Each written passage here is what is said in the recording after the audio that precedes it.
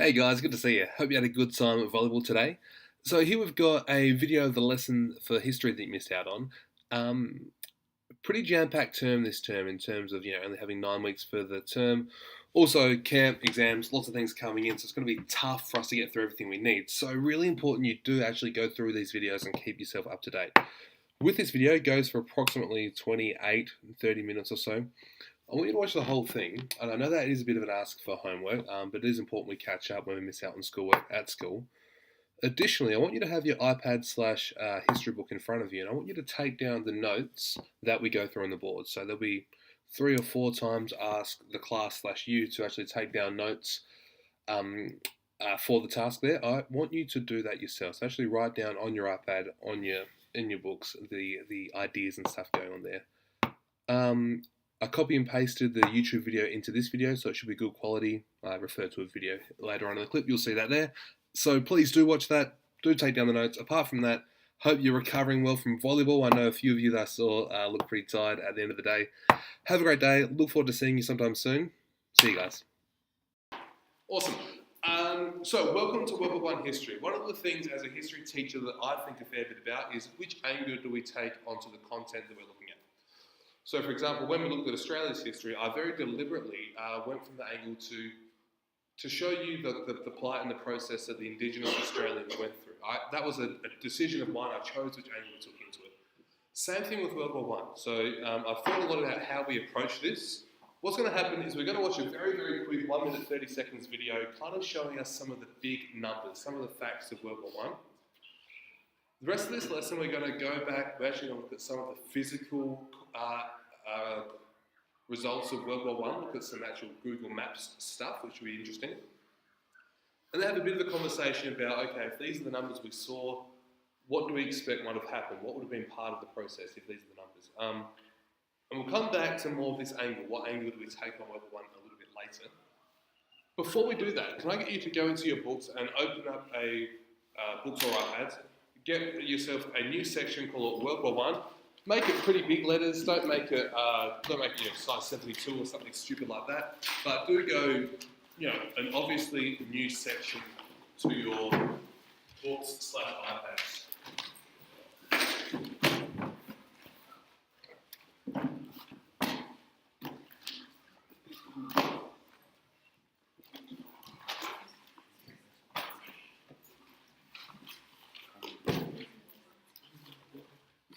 All right.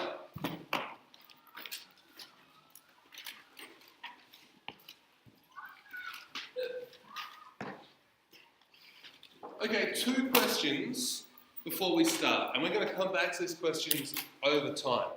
First question is, in Australia, what emotions are associated with World War One? What emotions are associated with World War One? And secondly, how should we remember World War One? Can you please chuck both of those there? If you're in your hard copy books, leave yourself 5 lines between those. So what emotions are associated with World War One? And to abbreviate that, we very often just write WW1, World War One. And secondly,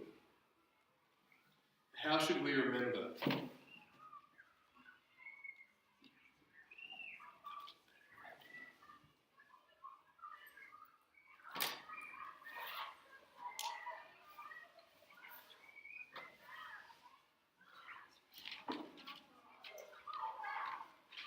Cool. Copy both of those down.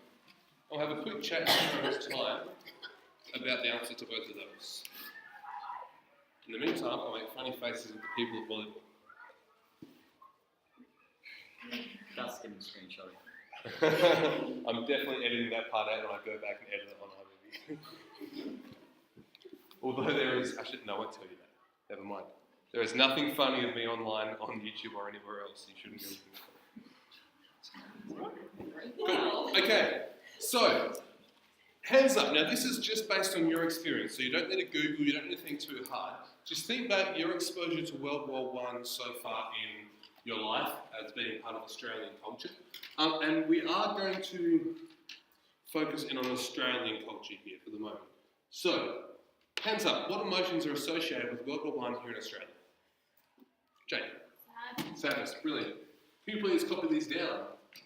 My apologies, I've kind of got a messy whiteboard layout. You just do, obviously yours will be much neater. Sadness, good. Patrick? Whether or not this is good or bad, but it's somewhat patriotic, like Good. it's pretty significant to our country. Patriotism. I think we've talked about this before. Patriotism is feelings of affinity or connection or support for your country. So if you're a patriot, you're someone who identifies strongly with and cares about and is passionate for your country. Grace? I feel like shock is a big part of it because of some of the things that happen. They're just so awful that you can't. It's just shocking, really. Awesome. Brilliant. Good. Any other emotions associated with it? Think to your Anzac Day ceremonies, think to your Remembrance Day ceremonies, think about how it's spoken in newspapers just around the place. Yes, anonymous student. Well, the effects and stuff, it was pretty devastating. Cool. Devastation. Devastation. Good. Is your hand up in the corner? No? Okay. Grace? Grief. Grief. Wonderful.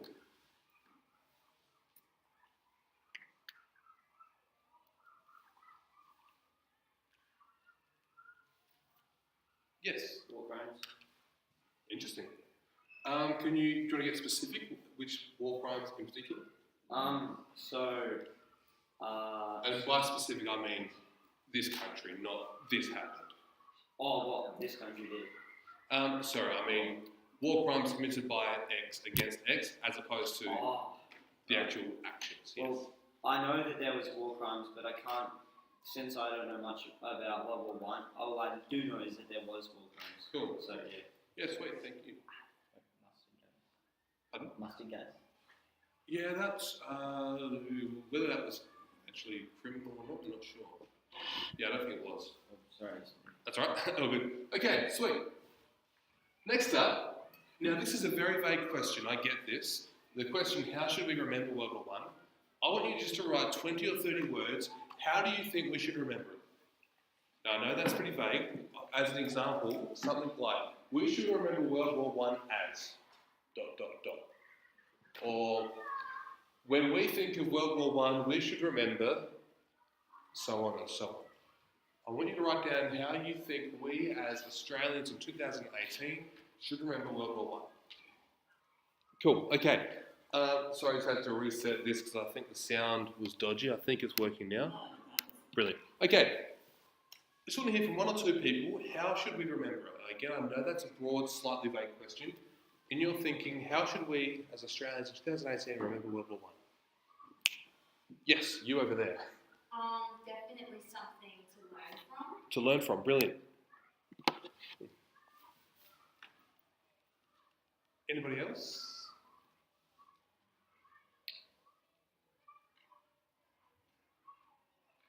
Well, good. What we're going to do is watch this quick video. It only goes for about 90 seconds. And then we're going to kind of pull out some of the big facts from it. Basically, what we're doing is I'm going to give you a very, very, very broad overview of a couple things early on. Then we're going to go back and fill in the gaps over the next few weeks.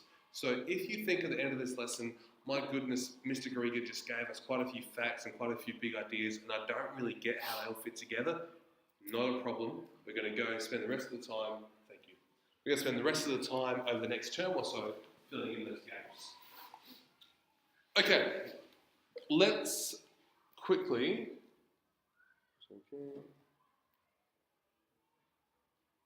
sweet.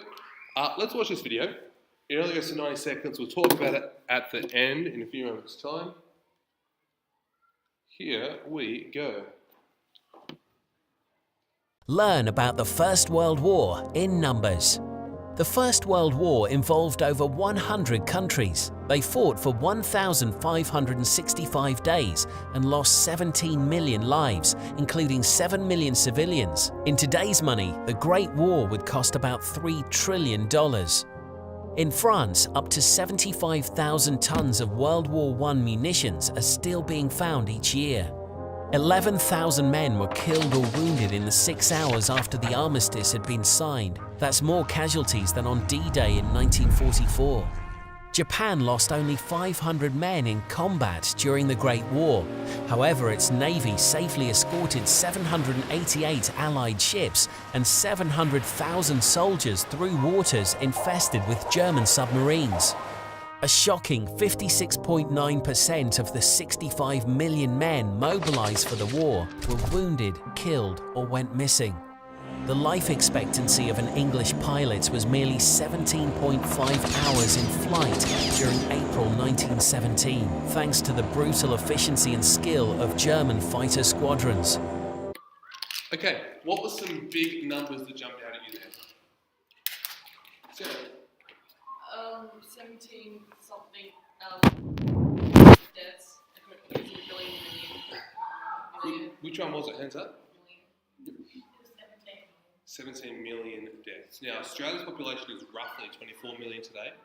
World War I, 17 million people died. Of that, 7 million civilians. That's the truly tragic part. But all of it is obviously incredibly sad, but 7 million civilians is horrible. What I'd like you to do, we'll get to all these questions of the comments in just a second. Can you please give yourself a section in your books called Basic Facts? And here we're just going to put the big, summarising ideas of World War I there. And we're going to leave this page just for basic facts. So over the next term or so, we're going to obviously keep progressing through World War I.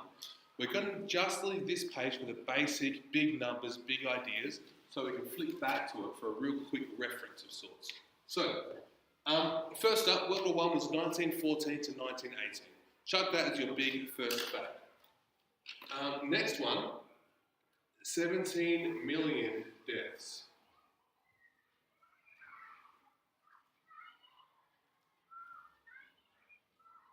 Now, we can't really get our head around 17 million deaths. We will do some conversations and discussion to try and humanise that a little bit over the next few weeks. But for the moment, for our big basic facts, that's a good place to start. Alright, other things that stood out from that video. Yes? I can't remember the number exactly, but I think it was 51.6% of all soldiers were either wounded, killed, or went missing. Yes, brilliant. 51. Yeah, that's about one out of two soldiers, so almost over half of them. Yeah. Yeah. Were casualties. Now, casualties is a word that you've probably seen before but might not have known exactly what it meant. Casualties is a word we use in military terms to mean people who are no longer able to fight. So it means killed, wounded, or missing.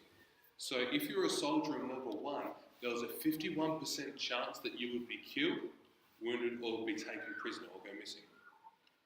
Australian soldiers were even higher than that. I forget exactly the number, but Australian soldiers actually have a higher rate of death and casualties than the average soldier. Cool. Adam, what stood out for you? I was gonna say it said 100 or over 100 countries participated. Good.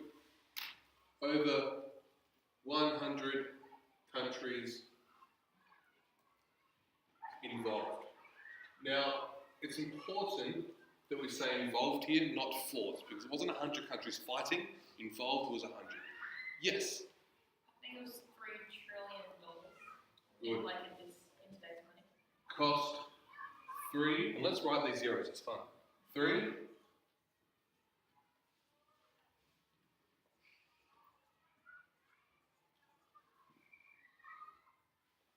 $3 trillion. Now, to give you some context on that, Australia's economy is roughly speaking $1 trillion. So if you tallied up every single dollar made by every single Australian citizen, every dollar spent in every single business, all the profit from all the big companies, from BHP and everyone, plus the tax of the government and everything, all that money combined is about $1 trillion. World War One went for 4 years, cost about $3 trillion. So pretty well, if you ran Australia for 3 years, that's how much World War One cost. Think at this moment about what you could do with that money. World War One cost over $3 trillion.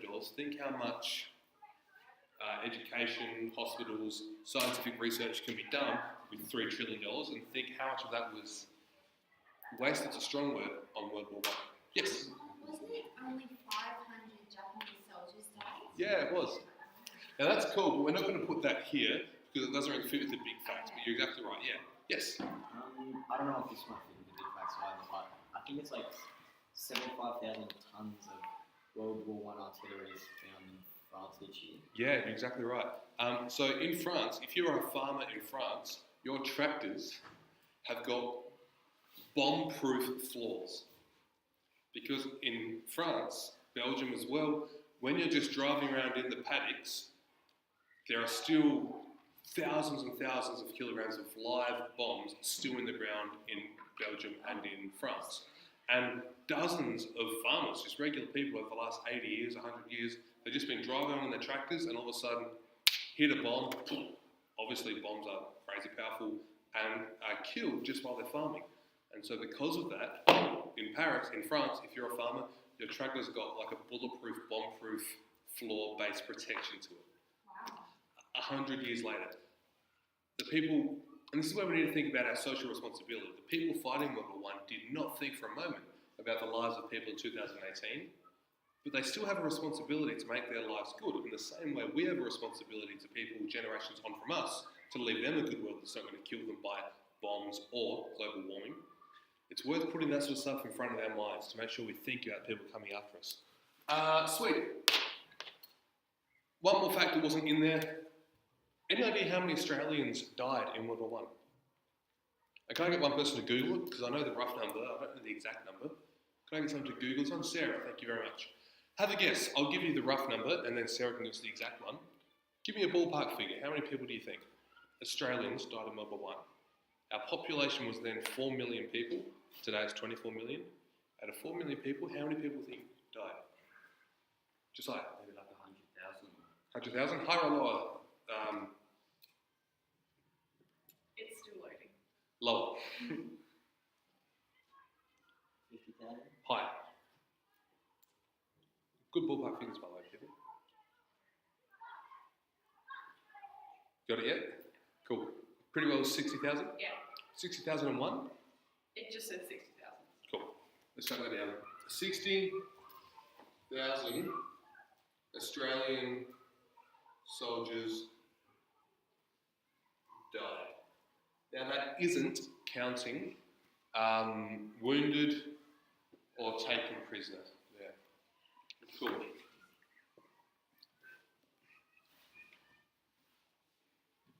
Okay. We're going to change tack slightly now. So, good big basic facts. We're going to leave this here. We're going to leave that in your books and we'll come back to that and add to it as time goes by. Can you please go, if you're in a hard copy book, can you please go to your next page now? If you're in your iPad, obviously you've got a bit more flexibility.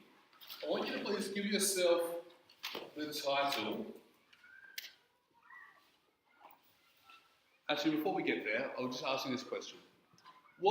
When you think about what is worthwhile, what is meaningful, what is good, hands up, what are some things that you think that you care about, that are good, that are actually worth something? You know, I enjoy watching Brooklyn Nine-Nine, but would I say Brooklyn Nine-Nine is meaningful and beautiful and brilliant?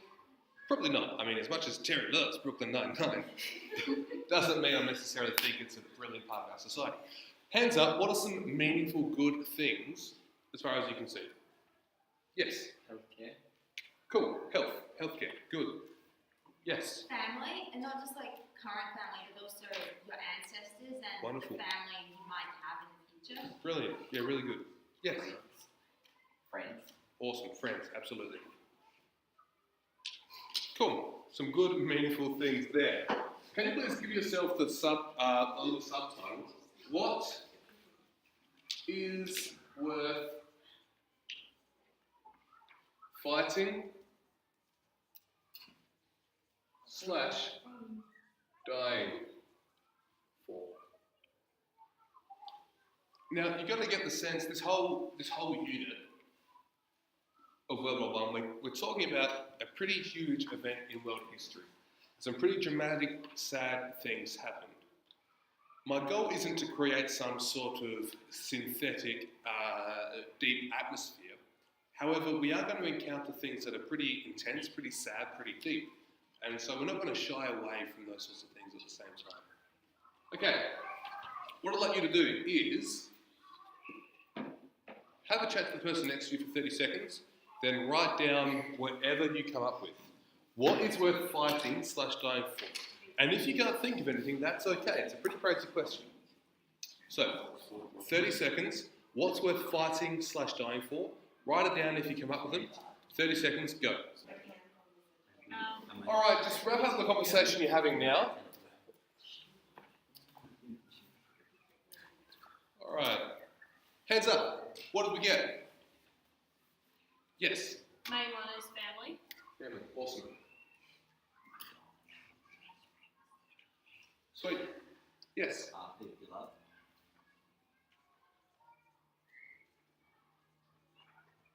Cool. Yes. Country. Country. Cool. Yes. Your religion.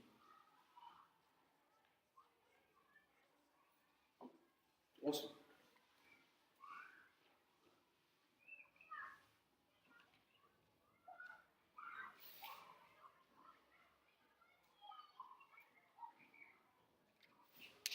Freedom.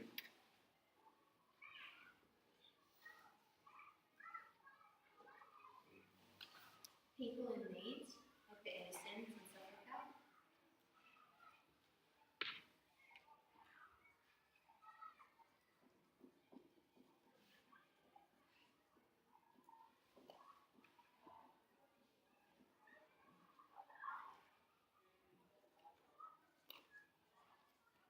Wonderful. That's a good list. Cool. Next question, and we'll just discuss this and we won't write anything down. Is it easier or harder? So if these are the things that are worth fighting, potentially dying for, would it be easier or harder for you to do this yourself or to let a loved one do it? So if we're talking about World War I, where people went and their families went off to fight, is it easier or harder to fight and potentially die for things yourself or to let your loved ones do it?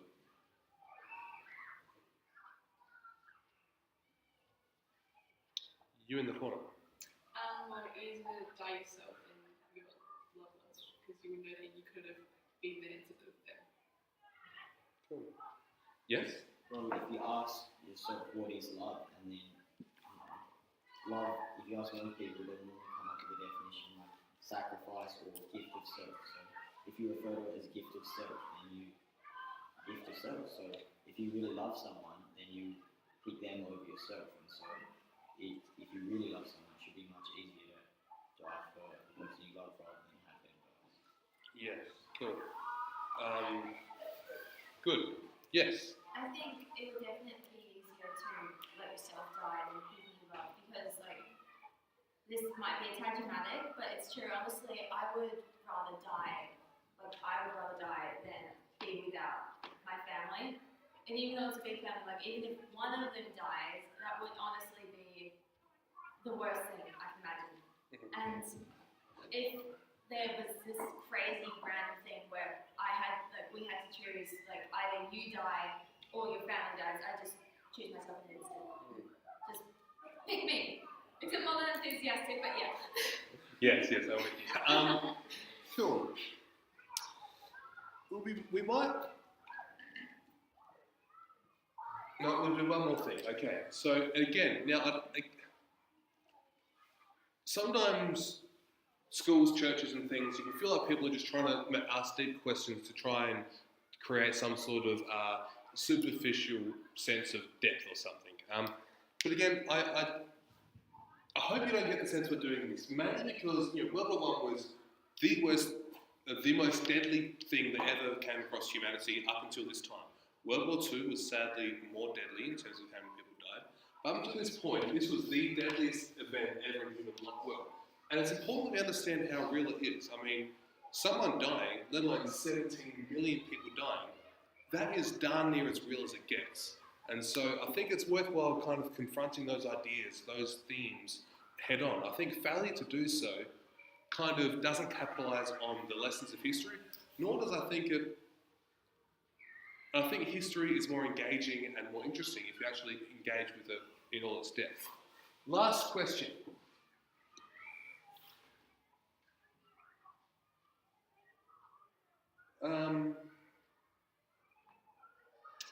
Last question. What would you let your family fight/die for? Would it be the same list or would it be slightly different? Okay. So chuck that as your subtitle in your book. What would you let your family fight/die for? And we're going to do the same thing. I'm going to give you 30 seconds, a minute or so to have that conversation.